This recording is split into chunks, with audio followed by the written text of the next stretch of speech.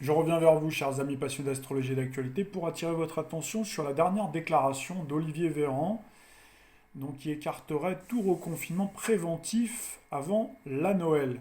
Bien entendu, Monsieur Véran, vous le connaissez, hein, vous avez vu que c'est quelqu'un qui est capable d'incroyables volte-face, encore plus que la moyenne de notre personnel politique, puisque c'est un Uranien, donc qui est capable, vous l'avez vu avec les masques, capable de dire le tout et son contraire. Donc il faut toujours faire attention quand il y a des déclarations qu'il fait et jamais prendre au pied de la lettre. De manière générale, c'est tout le personnel politique. Il ne faut jamais avoir confiance. Vous savez que les promesses, les déclarations n'engagent que ceux qui y croient. Et donc là, vous avez Véran, Olivier Véran, qui vous indique que tout reconfinement préventif avant Noël, donc c'est pas ce qu'il envisage. Alors ça veut dire aussi qu'il envisagerait un reconfinement après la Noël, ou du moins pendant la Noël. Vous voyez.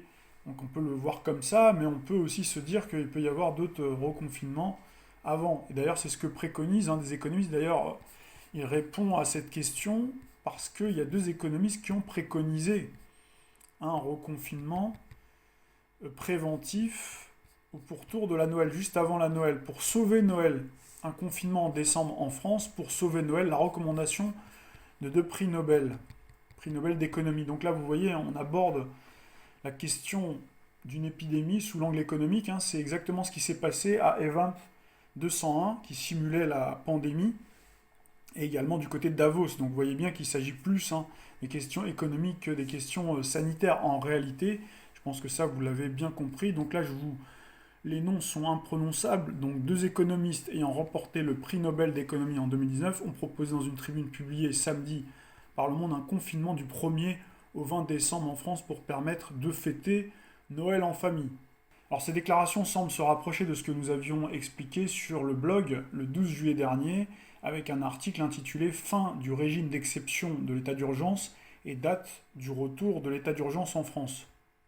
Alors je m'étais basé sur le dernier cycle saturno-uranien, c'est-à-dire Saturne qui symbolise l'état et Uranus l'urgence, donc il s'était formé à la mi-mars au moment où il a fallu confiner. Et donc on a le retour de ce cycle, mais cette fois-ci augmenté avec Jupiter dans le signe du Verseau. Je vais vous montrer dans quelques instants la carte du ciel. Et donc je me suis basé sur un orbe équivalent à 5 degrés, avec un écart de 5 degrés. C'est à partir de ce moment-là qu'on a des risques, un petit peu avant, un peu après, on n'est plus au jour près. Mais enfin, vous voyez, j'avais bien indiqué la Noël. De toute façon, on a le début du transit de Saturne et Jupiter, donc qui iront transiter le 17 et le 19 décembre prochain. Et donc le carré avec le même orbe de 5 degrés qu'en mars se formera très précisément à partir du 24 décembre, sachant que le 6 janvier, la remuante Mars, vous savez que c'est la planète de la guerre, transitera le taureau. Alors le Soleil formera à cette date un sextile à Neptune, donc ça c'est important puisqu'au moment du confinement, on a eu cette conjonction Soleil-Neptune qui était en poisson à l'époque. Alors nous serons bien sûr au début de l'hiver, donc forcément une période très propice aux maladies infectieuses dans nos latitudes, quelles que soient les époques. Donc j'avais indiqué attention. Je vous montre le visuel avec la carte du ciel, la projection astrale de quelques semaines en avant, avec le Soleil qui sera comme chaque année dans le signe du Capricorne, accompagné de Mercure, Pluton, également toujours en transit dans le signe du Capricorne. Par contre, la nouveauté, c'est que Saturne, le maître du Capricorne, sera en exaltation en Verseau, en conjonction avec Jupiter. Donc on aura bien Saturne qui symbolise bien l'état, qui symbolise aussi le principe de réalité, qui seront en confrontation. Donc là, si j'isole, vous voyez, je mets la flèche sur Uranus, Uranus qui symbolise l'urgence, qui symbolise aussi les grands bouleversements, les changements, les révolutions dans le signe du Taureau, donc pas à son aise dans le signe du Taureau. Donc on voit bien cette inversion avec Uranus qui symbolise le ciel, avec Uranus qui est l'équivalent d'Uranos, le maître du ciel, et Saturne qui symbolise plutôt la Terre, qui symbolise plutôt les limitations, qui symbolise le côté réel, le solide, puisque Saturne c'est le maître du Capricorne qui est un signe de Terre. Donc là on retrouve bien le ciel à nouveau qui tombe sur la tête, donc de nous tous, et on a en fait une forme de marteau. Je vous avais souvent parlé du marteau et de la faucille. D'ailleurs, quand je vous dis le marteau et de la faucille, ça vous fait penser, je pense, à quelque chose. C'est le fameux emblème du communisme. Et c'est exactement ça, c'est exactement ce qui est en train de se passer. On est tout à fait dans cette inversion, c'est-à-dire qu'on utilise à outrance l'ultralibéralisme, on le pousse à l'excès pour que les gens, en fait, soient écœurés, avec cette cohabitation avec ce caractère dirigiste et totalitaire et autoritaire, pour faire s'écrouler toute l'économie, pour créer ce fameux reset, hein, puisque c'est ça le plan en fait, hein. Tout le caractère sanitaire, etc., tout ça c'est le prétexte, c'est l'alibi pour que les gens se révoltent le moins possible. D'ailleurs c'est exactement ce qui s'est passé au moment du premier confinement. Donc vous avez vu, les gens ont eu cet effet de sidération, donc c'était sous la période où on avait une concentration en Capricorne avec Saturne qui allait amorcer son transit dans le signe du Verseau. Il était seul, alors que là on va avoir Jupiter, donc là on avait de nombreux éléments célestes en Capricorne, on en aura encore. Donc ça veut dire que probablement il y aura encore des gens dociles, puisque vous savez que le Capricorne c'est un signe de discipline. D'ailleurs les gens ont été disciplinés, hein, comme un seul homme, les gens ont été se confiner et ont obéi aux injonctions. Alors là, il y aura toujours des gens qui vont continuer, bien sûr, hein, à obéir, c'est certain, puisqu'on aura toujours Pluton, hein, donc dans le signe du Capricorne. En revanche, la nouveauté, c'est qu'on aura quand même Jupiter, contrairement à la période antérieure, où on avait Jupiter dans le signe du Capricorne. Donc Jupiter qui symbolise le corps social, hein, pour faire court, qui symbolise aussi la politique. Saturne, c'est l'autorité, c'est également donc l'État, bien sûr, hein, ça donne ce caractère administratif, hein. Donc c'est le significateur, en tout cas, de l'administration. Et donc on a bien, vous voyez, donc ce caractère autoritaire à nouveau, hein, drastique, qui s'abat et qui fait que il va y avoir, par contre, à ce moment-là, une rébellion, hein, puisqu'on sera dans le signe du Verseau, qui est le signe plutôt de la rébellion, contrairement au Capricorne, qui est beaucoup plus sage. Hein, le Capricorne est beaucoup plus mesuré, beaucoup plus taiseux. Le Verseau, c'est beaucoup plus disparate, hein. Il faut savoir que le Verseau est gouverné aussi, en tout cas en deuxième maître ou en planète en exaltation, on a Saturne, qui est le deuxième maître, hein, du Verseau, mais en premier maître, c'est Uranus. Et Uranus est beaucoup plus virevoltante. Alors c'est vrai qu'Uranus est contrôlée, ou du moins elle se retrouve dans le signe du Taureau, donc confinée, hein, on disait en chute, c'est-à-dire qu'elle n'est pas à son aise. D'ailleurs, on parle bien de la chute de l'économie réelle avec le Taureau. Donc vous savez que le Taureau, c'est un signe de terre, c'est le signe de la terre, c'est le signe de l'agriculture, par extension de l'alimentation, de la restauration, hein, tout ce qui fait l'économie réelle, c'est-à-dire les petits commerçants, les restaurants. D'ailleurs, vous avez vu que ce sont eux, hein, qui sont principalement ciblés, contrairement justement aux grandes enseignes qui, elles, ont eu le droit, d'ailleurs, dans la première partie, dans le premier confinement, hein, vous avez vu qu'il y a certains commerces, hein, qui ont été autorisés à rester ouverts, comme la grande distribution. Donc on trouve bien le deux poids, deux mesures. La grande distribution, d'ailleurs, qui rachète tout à bas prix. Donc là, on voit le groupe Meliez, par exemple, qui rachète Alinéa, et d'autres firmes, hein, qui vont être rachetées, ou du moins des petites structures qui vont être avalées par les grosses structures.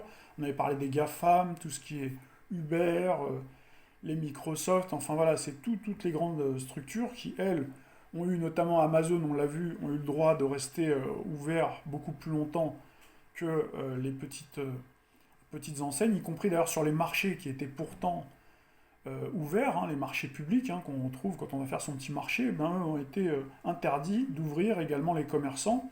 Donc là, ce sera également la même chose. Donc on voit en plus avant Noël, après Noël ou pendant la Noël, peu importe, ça va véritablement achever les petits commerçants qui comptent justement sur cette période de l'année où ils font le plus gros de leur chiffre d'affaires. Donc là, ils risquent véritablement de mordre la poussière, donc forcément, ça ne va pas se passer comme ça cette fois-ci. Et c'est vrai que les pauvres commerçants ont compati, mais on est tous de toute façon dans le même bateau, puisque forcément, ça a un effet après de propagation, hein, puisque le chômage, de toute façon, on sait très bien que là, il est déjà en marche, hein.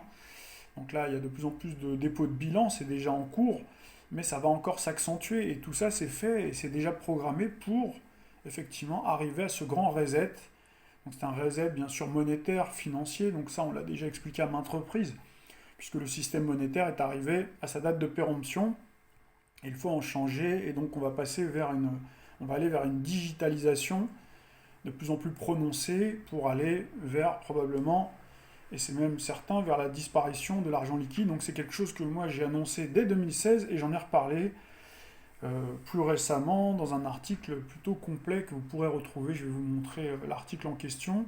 Et également, on avait fait une capsule à ce sujet-là, puisqu'on avait bien expliqué qu'aujourd'hui, donc les grands de ce monde, entre guillemets, hein, je mets grands, c'est dans le sens où c'est eux qui dirigent et qui ont les moyens, de gros moyens sur le plan financier, Hein, ils ont pu, notamment les grandes banques, tous les cartels, les corporations, etc., ont pu, grâce au contrôle de la création monétaire, donc ils ont pu acheter hein, donc du réel, hein, c'est-à-dire des richesses réelles. Donc ils ont fait une belle partie de Monopoly, et aujourd'hui le Monopoly, ben, il est en train de s'arrêter. On voit que tout est en corrélation, puisqu'on voit également que l'intelligence artificielle est devenue opérationnelle, ou en tout cas de plus en plus opérationnelle. On voit qu'il y a la robotisation également, toutes ces nouvelles technologies, cette révolution technologique qui permet aujourd'hui de se passer de l'humain. Donc c'est aussi pour ça qu'ils peuvent se permettre de mener ce type de politique-là, et qui fait qu'aujourd'hui, nous, en tant qu'êtres humains, on est, pour eux, on leur sert plus à rien, en fait. Hein. C'est cru à dire, mais c'est la vérité. Il faut que les gens vraiment s'en rendent compte. Donc c'est pour ça aussi qu'on va passer vers un régime.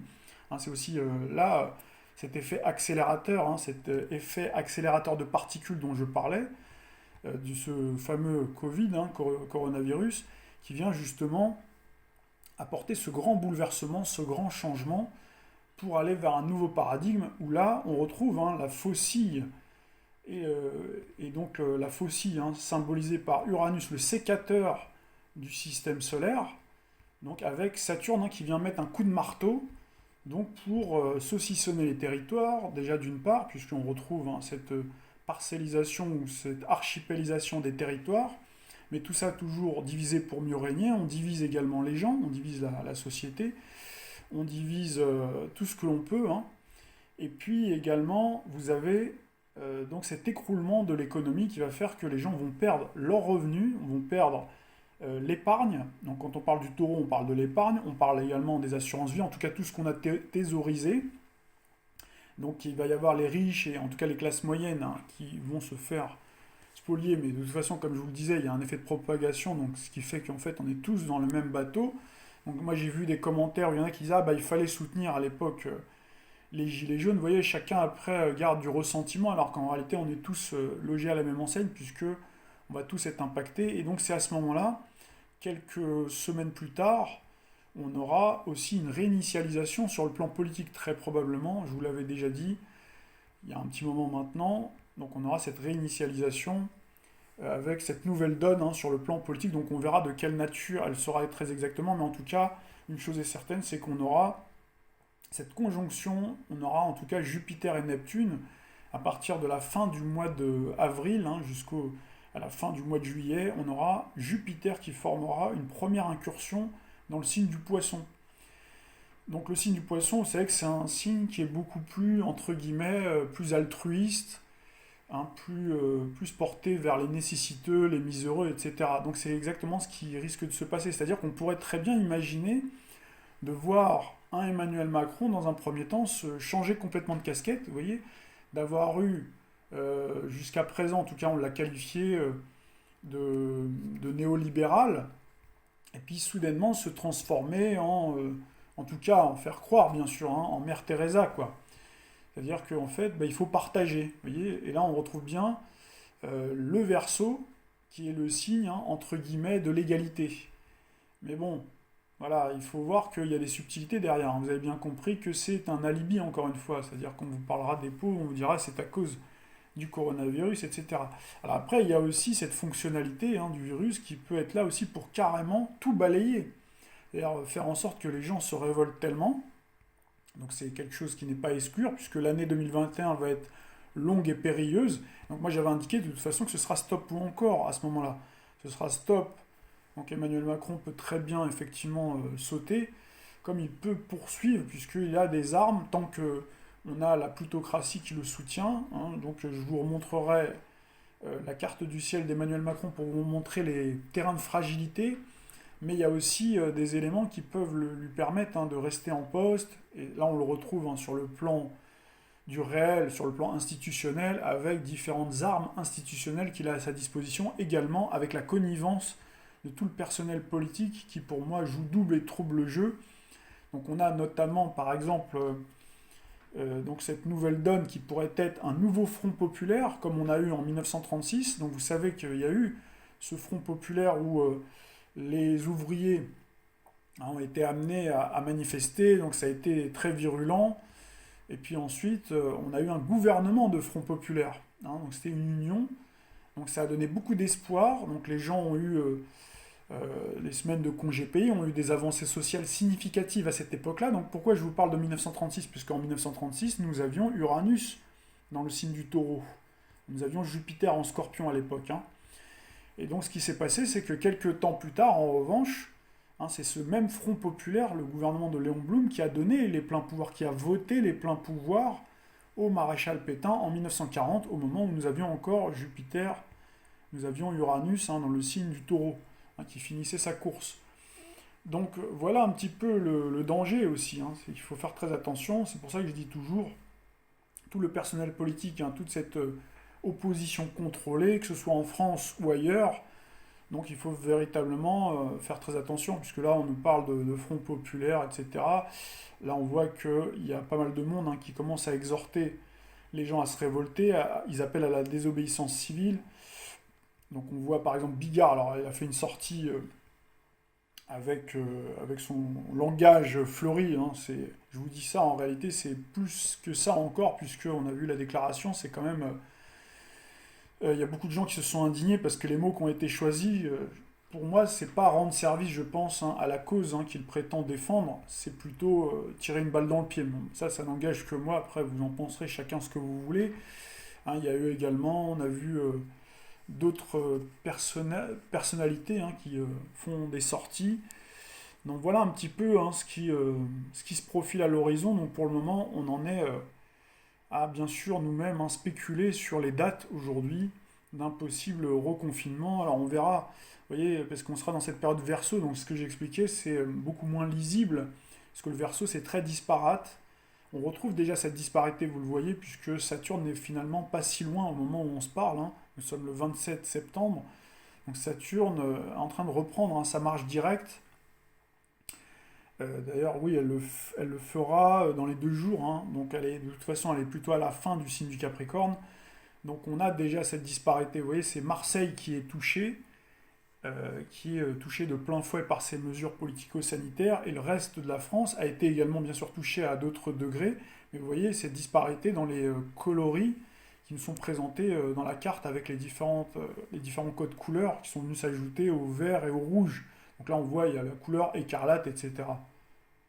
Alors petite remarque, hein, lorsque l'on parle de régime communiste, hein, donc on retrouve bien la faucille et le marteau, hein. Donc le marteau c'est Saturne, la faucille donc c'est Uranus, et on a même en plus l'enclume avec Jupiter. Donc c'est intéressant de noter, vous voyez, 30 décembre 1922. Hein, cette fédération existait du 30 décembre 1922, donc sous le signe du Capricorne, jusqu'au 26 décembre 1991. Donc on voit bien que le régime communiste, hein, l'Union des républiques socialistes soviétiques, l'URSS, donc est bien marqué par le Capricorne.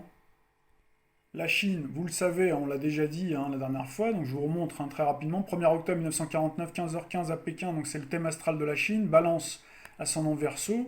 Donc on avait bien expliqué dès le début, depuis le début de la crise du coronavirus, hein, qu'il y avait cette importation du modèle, donc à la chinoise finalement, sans s'en rendre compte. Hein, il y a eu cette importation entre guillemets du virus, hein, qui est probablement sorti des laboratoires P4 à Wuhan, pour vous importer par la même occasion donc un modèle de société, donc qui est à mi-chemin entre le communisme et également l'ultralibéralisme. Vous voyez, finalement, le régime chinois, il convient tout à fait, hein, aux dirigeants de ce monde. Donc aujourd'hui, il y a une nouvelle donne. Donc c'est pour ça d'ailleurs qu'au moment où on a eu ce début de crise sanitaire du coronavirus, hein, nous avions bien Jupiter en la même position céleste, au degré près, que dans le thème de la Chine. Donc c'est ce qui nous attend, vous avez vu, traçage, reconnaissance faciale, crédit social, etc. Rectification au niveau des dates. Tout à l'heure, je vous ai indiqué que Jupiter amorcerait son transit dans le signe du Poisson à partir de la fin du mois d'avril, alors qu'en réalité, c'est à partir de la mi-mai, le 14 mai, nous aurons Jupiter qui transitera, qui amorcera en tout cas pour quelques jours, quelques semaines, son transit dans le signe du Poisson. Donc Jupiter, vous savez, pour faire très court, hein, ça symbolise le politique. Également, ça symbolise le corps social, donc il va venir valoriser le Poisson. Alors le Poisson, nous retrouvons déjà Neptune. Neptune qui symbolise, pour faire très court, le communisme, hein, toutes les forces collectivistes. Ça s'oppose à Uranus, hein, qui symbolise le libéralisme et le capitalisme, hein, pour faire très court.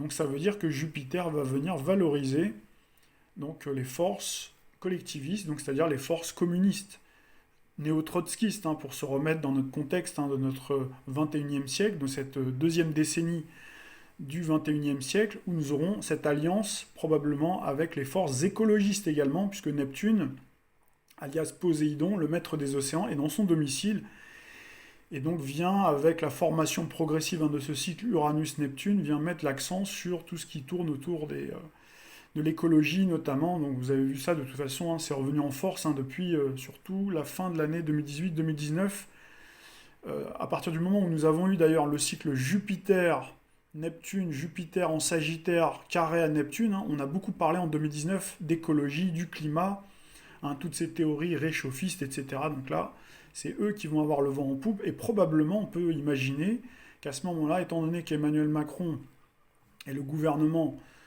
donc seront confrontés justement à cette difficulté qu'eux-mêmes auront créée sous l'impulsion de leur maître, donc il y aura une nouvelle donne, soit un renversement total, donc là c'est quelque chose qui n'est pas à exclure bien sûr, soit on aura cette nouvelle donne puisque Emmanuel Macron a à sa disposition un arsenal institutionnel et juridictionnel pour, pourquoi pas, redonner la parole, entre guillemets, au peuple, pourquoi pas convoquer les électeurs devant les urnes, comme ça a été fait avec Jacques Chirac, donc c'est ce que j'avais expliqué en 2018, lorsqu'on aurait le retour de Jupiter en Verseau, et ce sera le cas durant une première partie, ou en tout cas le premier semestre de l'année 2021.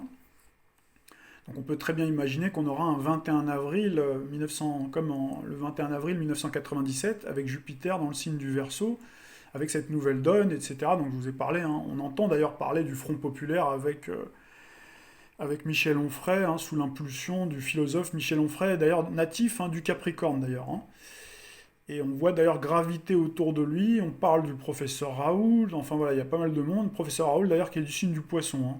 Donc on verra si le professeur Raoult jouera un rôle politique. En tout cas, le professeur Raoult, faut savoir que c'est quelqu'un qui est plutôt, entre guillemets, pro-immigration. Alors il est contre, il ne croit pas à cette théorie du réchauffement climatique, mais c'est plutôt quelqu'un qui est plutôt très ouvert, effectivement, sur le monde, parce que c'est quelqu'un déjà qui est né en Afrique, et donc on l'a vu plusieurs fois faire quelques sorties où il laissait penser qu'effectivement on a besoin de l'immigration, etc. Donc vous voyez, il peut très bien aussi lui-même être instrumentalisé, c'est-à-dire croire bien sûr à ce qu'il dit de manière mesurée, mais ensuite après on peut instrumentaliser, vous savez, les propos de quelqu'un, puisque aujourd'hui c'est quelqu'un qui est respecté, adulé même, dans son fief de Marseille, mais partout en France. Donc on peut très bien imaginer que, effectivement, il est utilisé, parce qu'il y a beaucoup de gens qui pensent que le professeur Raoult c'est le caillou dans la chaussure, alors qu'en réalité, monsieur le professeur Raoult, ça fait des années, il est clairement identifié. C'est pas quelqu'un qui sort de la cuisse de Jupiter, il est là dans le paysage médical depuis des années. D'ailleurs, vous avez vu, il est directeur, enfin il est responsable de l'IHU de Marseille. En tout cas, c'est lui qui a monté ce projet-là, alors sous la forme d'une fondation. Très intéressant aussi de noter le nom de fondation, puisqu'on va beaucoup parler de fondation, on va beaucoup parler d'association, le système associatif. Je l'ai déjà dit d'ailleurs dans mes prévisions 2020, donc on s'acheminerait vers ce système-là, vous voyez, où on peut imaginer que tout sera refondé, qu'on nous fait croire que tout va être associatif, mais vous savez qu'avec des associations, des fondations, vous avez qu'à regarder la fondation Bill Gates, on peut faire plein de manigances, plein de manœuvres, faire croire aux gens que c'est à but non lucratif, le charity business. D'ailleurs, dans les années 1985, au moment où nous avions eu Jupiter en Verseau, on avait pas mal le charity business à l'américaine qui avait le vent en poupe, notamment avec la chanson We Are the World, si vous vous souvenez, 1985. Et on avait d'ailleurs l'Éthiopie. Vous vous souvenez de la chanson L'Éthiopie meurt peu à peu. C'était en 1985 tout ça. Donc voilà, donc on va montrer qu'on est solidaire, qu'on a le cœur sur la main, qu'on veut prendre en charge les pauvres, etc. Qu'il y a beaucoup de pauvres. Les riches et les classes moyennes, il va falloir passer à la caisse, etc.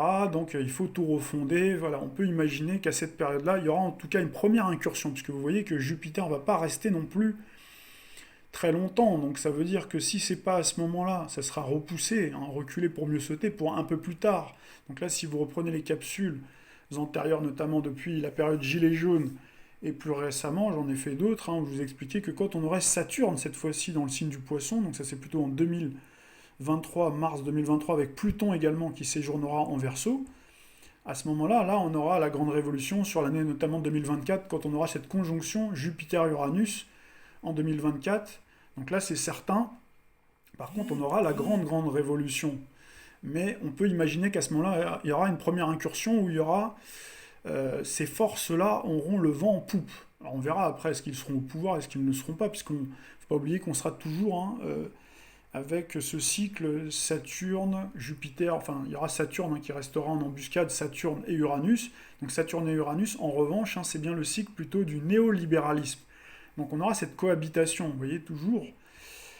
Et donc, voilà, quelle force va remporter la mise, hein. Donc, à mon avis, il y a cette coopération et cette cohabitation des deux pendant quelques temps. Donc, on aura ce retour ensuite de Jupiter dans le signe du Verseau, donc qui est le signe plutôt du libéralisme. Donc, il y a beaucoup de choses qui vont se passer à cette époque-là.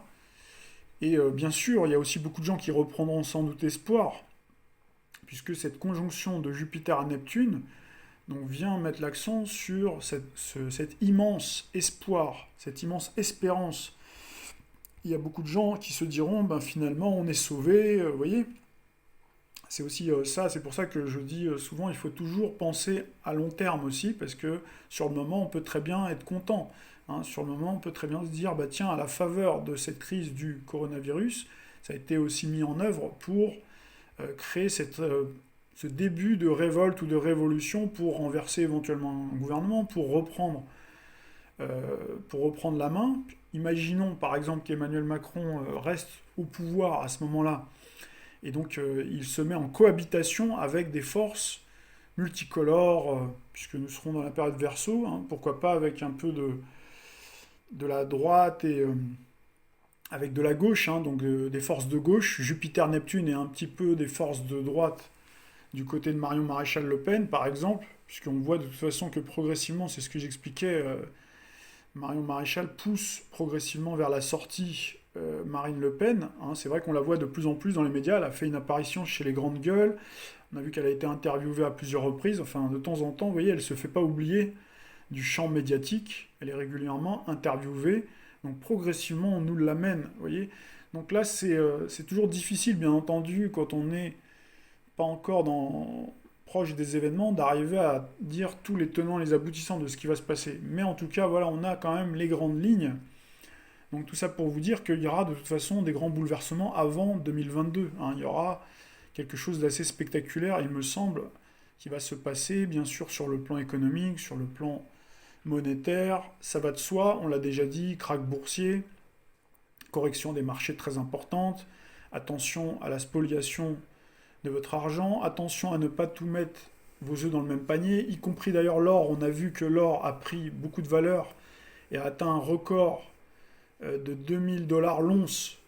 2000 dollars l'once, sachant que c'était le 20 juillet, 27 juillet pour être précis, donc c'était 7 jours après le 20 juillet, au moment où on a imposé le port du masque obligatoire, au moment où d'ailleurs Jeff Bezos a pris 13 milliards ce jour-là, par rapport à cette mesure sanitaire, politico-sanitaire, donc, qui a été imposée. Donc on voit que ça favorise donc, effectivement l'économie numérique, hein, l'économie virtuelle, c'est-à-dire qu'en fait il a pris 13 milliards, il faut savoir que ça reste toujours virtuel bien sûr, tant qu'il n'a pas revendu les actions, etc.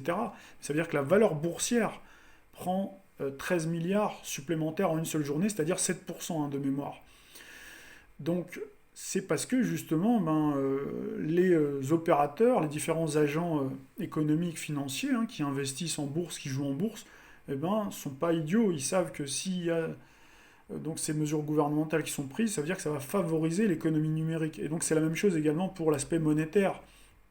Donc attention également à toutes les personnes qui investissent beaucoup dans l'or. Moi je déconseille, même si ça reste une valeur sûre, l'or, puisque vous avez vu par exemple que les gouvernements chinois, gouvernements russes ont beaucoup investi dans l'or, justement pour essayer d'échapper à la toute-puissance du dollar, effectivement, puisqu'il y a la dédollarisation qui est en train de se produire. Mais ça, c'est les gouvernements, il faut faire attention, parce que nous, on est des petites gens, quelque part. Donc il faut se dire qu'à tout moment, vous savez, nos gouvernements peuvent prendre des mesures draconiennes pour réquisitionner ou confisquer l'or, surtout si vous l'avez acheté via Internet, par exemple. Je sais qu'il y a beaucoup de sites qui proposent de vous livrer des pièces d'or, etc. Donc il peut très bien y avoir, hein, si on a, imaginons qu'on a l'économie, la monnaie numérique, la monnaie digitalisée qui va de toute façon prendre de plus en plus d'ampleur, surtout lorsque nous aurons Pluton qui va transiter dans le signe du Verseau, donc en 2023, hein, Pluton qui symbolise bien la puissance financière, donc dans le signe du Verseau, donc forcément ça veut dire que tout ce qui tourne autour du réel, hein, des billets, de la monnaie physique. Quand on parle du physique, hein, on parle du taureau. Hein, le signe, c'est un signe de terre. D'ailleurs, le signe de la sensualité. De l'autre côté, on a le signe de la sexualité plutôt. Mais vous voyez, on parle bien de l'aspect physique. Donc ça veut dire que Pluton va venir vampiriser, comme elle va vampiriser l'économie réelle, elle va continuer, elle va encore poursuivre. Elle va prendre toute sa puissance pour vampiriser l'économie réelle, mais également pour vampiriser tout ce qui est richesse terrestre. Vous voyez, c'est-à-dire qu'elle va s'accaparer, hein, elle va en faire sa propriété privée. C'est-à-dire que tout va être privatisé. C'est déjà en train de se faire, mais on aura encore une privatisation encore plus accrue. Et tout ça, ce sera combiné au nom aussi du réchauffement climatique, au nom de la destruction qui avait été faite antérieurement sous le modèle, l'ancien monde comme on l'appelle, le fameux ancien monde, donc où il y avait ce libéralisme, hein, à outrance, ce modèle libéraliste, hein, qui était là pour produire, pour consommer, gaspiller, au détriment du vivant, au détriment de la nature, voilà, tout dézingué, quoi. Et donc aujourd'hui, comme je vous l'expliquais, comme ils n'ont plus besoin aussi de l'être humain, eh ben, ils vont inverser. Hein, ils vont dire aujourd'hui, ils vont sacraliser, c'est-à-dire que là, on a un sacré business, hein, le sacré business qui tourne autour de ce coronavirus, avec les médicaments, avec également l'écologie, c'est la même chose, hein, c'est un sacré business qui va devenir un business sacré. Hein, d'accord? Donc, c'est-à-dire business sacré dans le sens où on va sacraliser la nature. C'est-à-dire que ça va devenir propriété privée. Alors, certainement sous forme de fondation, mais en réalité qui seront sous le contrôle du privé. Vous voyez, sous forme du contrôle du privé derrière. Hein, puisqu'on vous présentera le fait qu'éventuellement on a démantelé certains riches, ultra riches. C'est pour ça d'ailleurs qu'il y a toutes ces vérités qui tombent aujourd'hui. Hein, on vous montre aujourd'hui, on vous pointe du doigt les ultra riches, les 1% d'ailleurs. Thomas Piketty, qui est du signe du taureau, d'ailleurs a fait un film là-dessus.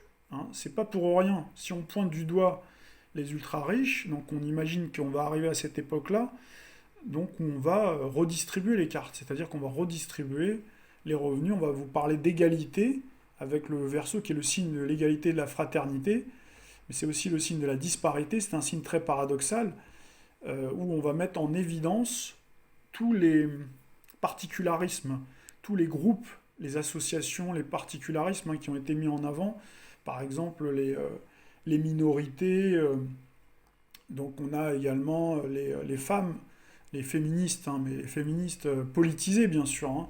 On a voilà, les partis politiques animaliers, etc. Vous voyez, on va mettre tout ça en avant.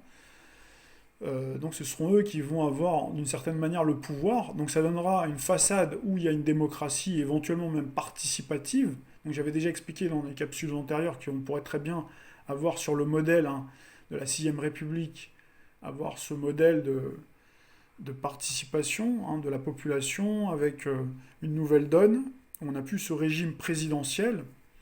D'ailleurs, tout est mis en œuvre, hein, justement pour casser à la fois ce régime politique dit entre guillemets présidentiel, mais également donc on a un président, on a plutôt un pouvoir qui est l'extension du pouvoir monarchique, où on a un pouvoir beaucoup plus parlementaire, ou en tout cas beaucoup plus participatif, où on a en fait toutes les forces politiques en fait qui débattent, voilà, qui sont mises sur le même plan, sur le même pied d'égalité, ou en tout cas de manière un peu plus proportionnelle, pour ensuite après que ça crée beaucoup d'émulation. Donc les gens vont se dire bah, c'est formidable, il y a plus de participation sur le plan politique, mais en réalité ce qui gouverne le tout c'est l'aspect monétaire, et tout ça ça aurait été fait déjà avant. C'est-à-dire qu'il y a déjà eu antérieurement une prise de pouvoir sur le plan monétaire, une prise de pouvoir politique et institutionnel sur le plan monétaire. Donc tout ça c'est caché bien entendu au grand public, hein, on en parle très très peu de ces sujets, voire pas du tout. La façon dont est créée la monnaie, qu'est-ce que la monnaie? La monnaie est consubstantielle à la souveraineté, etc. Donc tout ça, une fois qu'on aura les monnaies digitalisées, la Libra, on en a parlé déjà, la Libra, d'ailleurs dont le glyphe hein, rappelle beaucoup le verso. Vous avez en tout cas les grandes lignes, hein, donc pour vous faire une idée de ce qui nous attend dans le futur proche et le futur un petit peu plus lointain. Donc là, bien sûr, à recoller avec toutes les autres vidéos, les écrits nombreux que l'on a produits sur le blog. Pour parvenir à atteindre ces objectifs, ils ont à leur disposition tout un arsenal de stratégies, de techniques et également de gros moyens hein, sur le plan de l'ingénierie sociale, médiatique, politique. Et il y a une tactique hein, qui va être utilisée, qui est déjà d'ailleurs à l'œuvre, hein, c'est la stratégie du bouc émissaire. On en a déjà parlé, malheureusement la vidéo a été censurée. Vous pouvez la retrouver sur Facebook et j'essaierai de créer un autre site si jamais cette capsule aussi a été censurée. Donc je vous montre, et vous l'avez certainement déjà remarqué, donc là je suis sur un site plutôt dissident qui s'appelle Wikistrike que vous connaissez très certainement.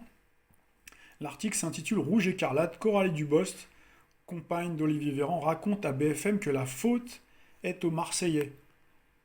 Alors, suite à la décision unilatérale d'Olivier Véran et après la prise de parole du maire adjoint de Marseille, Benoît Payan, très remonté comme l'ensemble des citoyens de l'agglomération, BFM n'a rien trouvé de mieux que d'interroger Coralie Dubost, compagne du ministre de la Santé, pour raconter que la concertation a été parfaite avec les élus marseillais qui portent seuls la responsabilité de la propagation du Covid. Si vous voulez, les élus marseillais, alors que le gouvernement et le préfet à l'époque avaient plutôt proposé un couvre-feu aux alentours de 22h, 23h, ils ont décidé de le reculer à minuit et demi. Mais en faisant cela, ils ont favorisé la possibilité de contagion de ce virus et de diffusion du virus. Donc il faut qu'eux-mêmes assument les responsabilités et les conséquences de leur décision d'il y a quelques semaines. Donc ça, c'est de leur fait. On ne peut pas dire que les nouvelles sur Marseille sont nouvelles. Ça fait plusieurs semaines que nous sommes au courant du fait que le virus circule activement chez eux. Par ailleurs, sur les chiffres qu'ils contestent, je crois qu'ils ne peuvent pas contester être l'une des métropoles de France où le virus circule le plus. Alors, je crois comprendre qu'il circule un peu moins que la semaine dernière, mais pour autant, ça reste la ville où il circule le plus. Et donc, pour endiguer cette circulation, il faut bien évidemment prendre des mesures fortes. Ce n'est pas en ne faisant rien que le virus s'arrêtera. Est-ce que le plus raisonnable, en signe d'apaisement, ce ne serait pas finalement d'accepter ce que demandent les élus marseillais, ce délai de 10 jours? Mais ils l'ont déjà eu, ce délai. Quand les signaux d'alerte ont été donnés il y a quelques semaines en disant le virus circule, il faut mettre des couvre-feux, ils l'ont eu, ce délai. Il n'a pas été suffisamment mis en œuvre, et ça n'a pas suffi. On le regrette, on préférerait que dans toutes les villes de France et dans tous les territoires de France, tous les Français puissent vivre librement, ce n'est pas la question. Mais si nous avons besoin à un moment donné de protéger la santé des Français, rappelons de quoi il s'agit de protéger la santé des Français, il s'agit de protéger notre système hospitalier.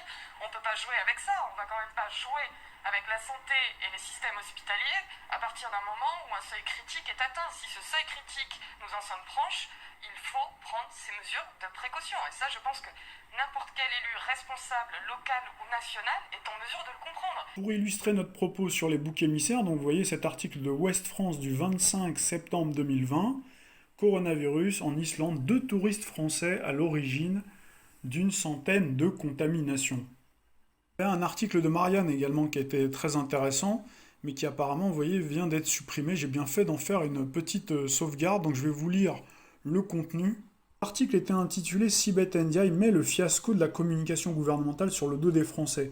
Auditionné ce mercredi 23 septembre par la commission d'enquête sénatoriale, l'ancienne porte-parole du gouvernement Sibeth Ndiaye a soutenu que les doutes et critiques suscités par les choix de l'exécutif au début de l'épidémie étaient le résultat d'un défaut d'acculturation scientifique de la population française. Comme d'habitude, nous dit le journaliste qui écrit l'article, trop intelligent, trop subtil, trop technique pour les modestes cervelles françaises.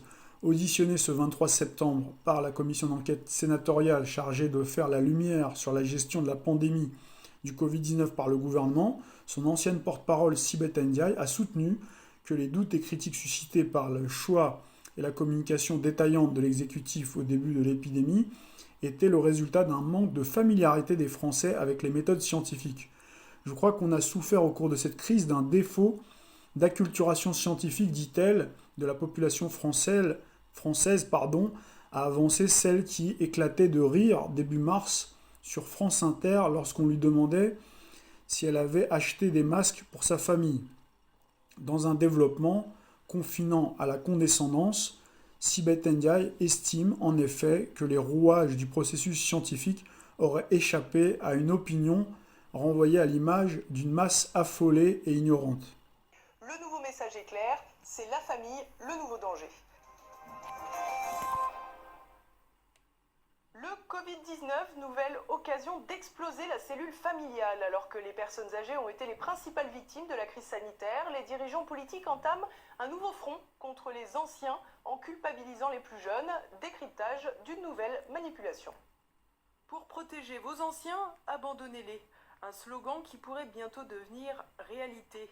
Alors que le gouvernement brandit la reprise de l'épidémie de Covid-19 pendant que la mortalité reste très faible, un nouveau mot d'ordre lancinant se multiplie partout. Pour prendre soin des personnes âgées de sa famille et ne pas les contaminer, il faut être très prudent, comprendre, ne pas les voir. Le ministère de la Santé s'est d'ailleurs fendu d'un spot publicitaire particulièrement anxiogène.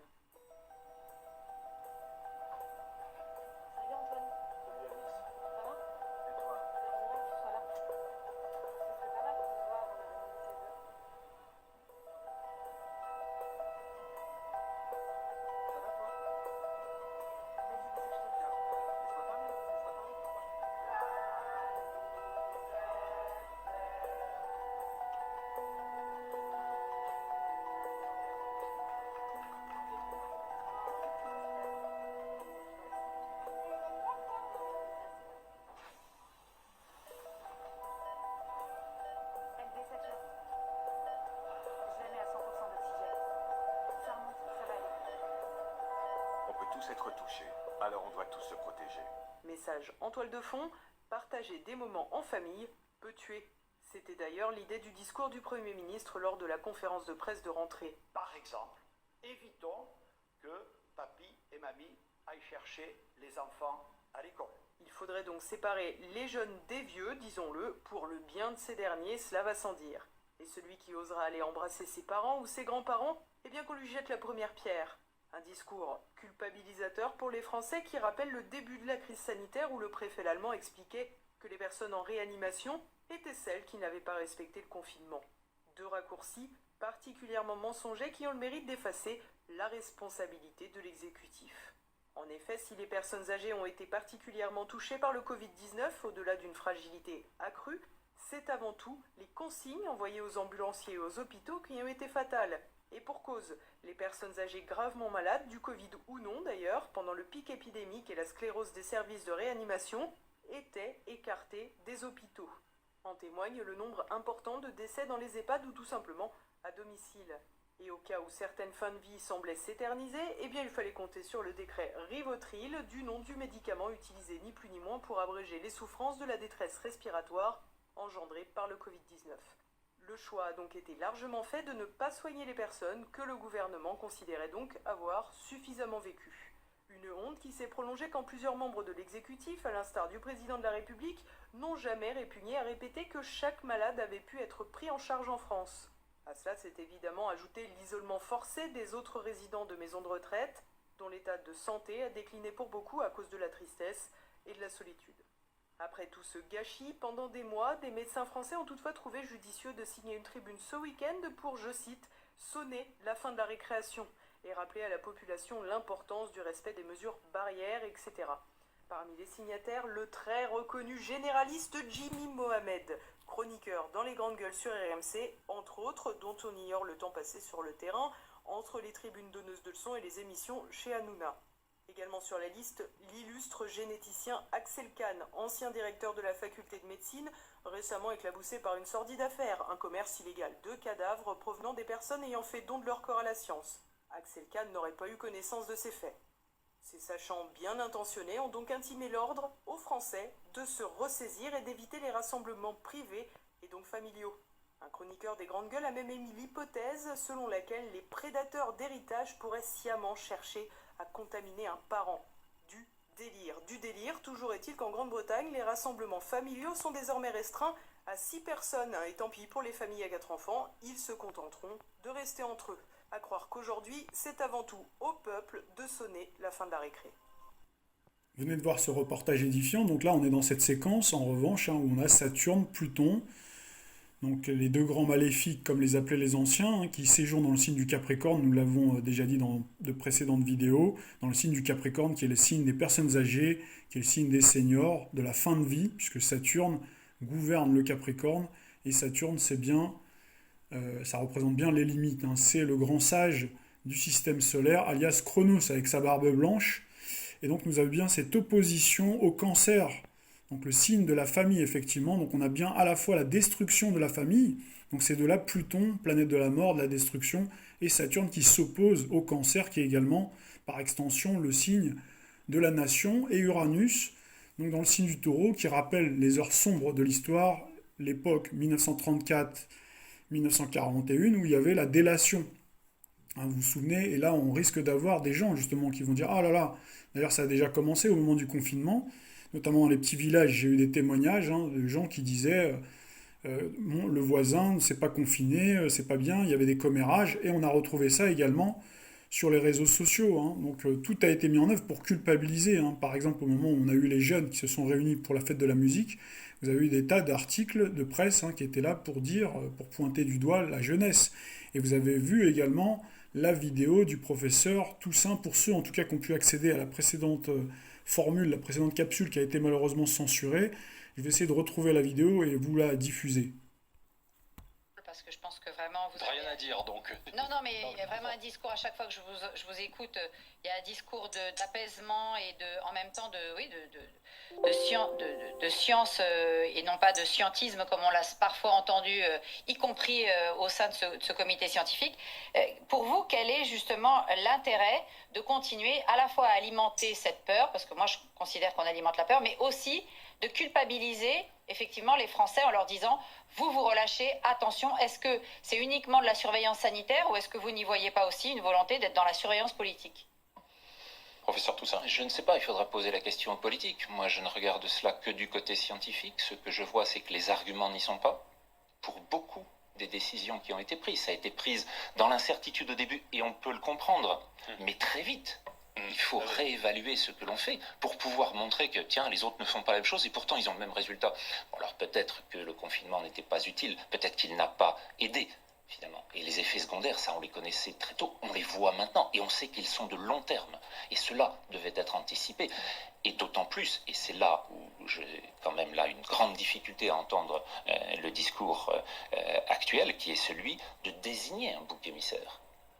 Et comme toujours dans des phases de tension majeure, la façon dont on va fonctionner de façon irrationnelle est de désigner le bouc. Qui est le bouc actuellement ?